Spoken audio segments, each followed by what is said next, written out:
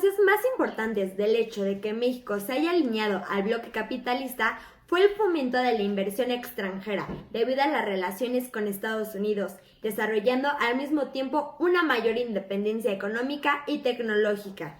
Además, México en la Guerra Fría desempeñó un papel humanitario, debido a que gracias a la compañía aérea más importante de México y de América Latina, Mexicana de Aviación, representó un lazo de acero entre las relaciones diplomáticas y de solidaridad que sostuvieron México y el régimen de Fidel Castro durante la Guerra Fría, no solo por ser el principal puente de comunicación con Cuba con la región, sino que a través de los aviones Boeing 727, mandatarios priistas enviaron sistemáticamente cada semana medicinas y víveres a la isla para apoyar a la población.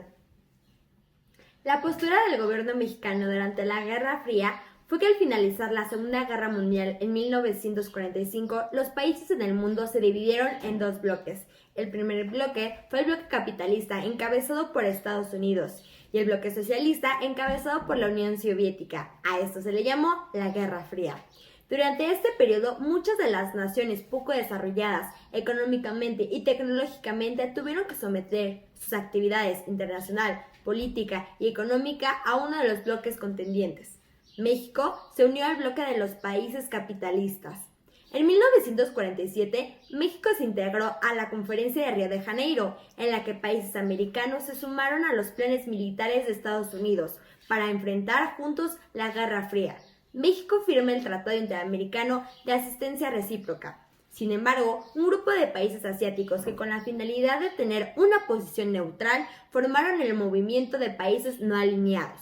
En la década de 1960, el presidente mexicano Adolfo López Mateos visitó oficialmente a algunos de los países del bloque socialista y de países no alineados para estrechar relaciones con ellos.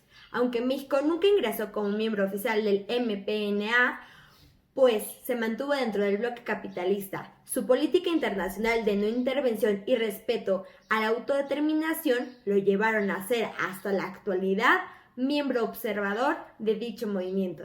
Pues bien, les voy a explicar las diferencias de los bloques y sus características. El primer bloque es el bloque occidental, que era liderado por Estados Unidos, del que formaban parte países de Europa Occidental, Latinoamérica, Canadá, Japón y Australia. La política que estos mismos tenían era una democracia liberal donde había libertad, muchísima libertad y derechos individuales, y donde funcionaba la separación de poderes, y asimismo también tenían dos partidos principales en su país. Y en la economía se impulsó una economía basada en la propiedad privada y el libre mercado, y también había defensores para reducir al mínimo la intervención estatal en las decisiones económicas.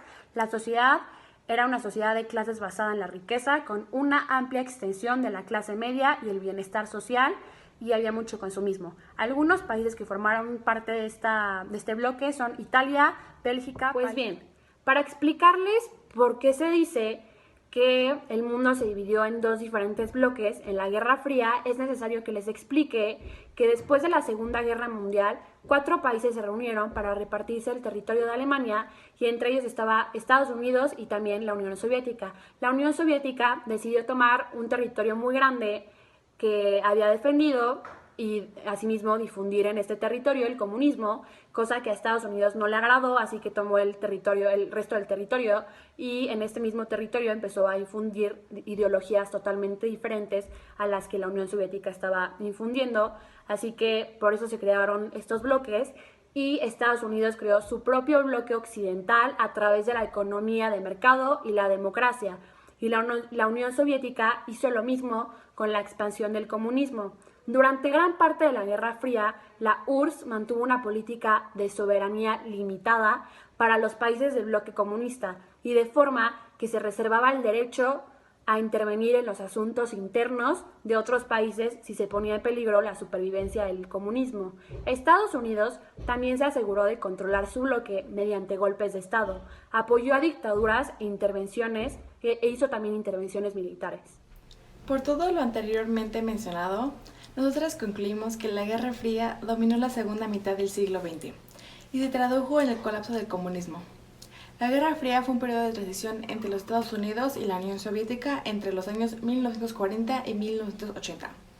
Podemos resumir que las principales causas de la Guerra Fría fueron que la Unión Soviética quería difundir su ideología comunista a todo el mundo, lo que alarmó a los americanos que odiaban ese sistema político. También la adquisición de armas por parte de los americanos alertó enormemente a los soviéticos. Ambos países temían el ataque del uno al otro. El presidente estadounidense sentía una aversión personal contra el presidente ruso Joseph Stalin y que los soviéticos temían que Estados Unidos utilizara a la Europa occidental como base para atacar a la Unión Soviética. Las consecuencias de la Guerra Fría fueron que Estados Unidos y la Unión Soviética acumularon grandes arsenales de armas atómicas y misiles balísticos. Se formaron bloques militares de la OTAN y el Pacto de Varsovia se llegó hasta los conflictos destructivos de Vietnam y Corea. La Unión Soviética se derrumbó debido a sus debilidades económicas. Se derribó el muro de Berlín y se desintegró el Pacto de Varsovia. Los estados del Báltico y algunas repúblicas exsoviéticas lograron la independencia. Estados Unidos se convirtió en la única superpotencia del mundo. Se derrumbó el comunismo y por último no olvidemos que la ayuda que le proporcionó el gobierno mexicano a Cuba al llevarles suministros y medicinas a toda la población cubana fue un acto humanitario y de gran ayuda.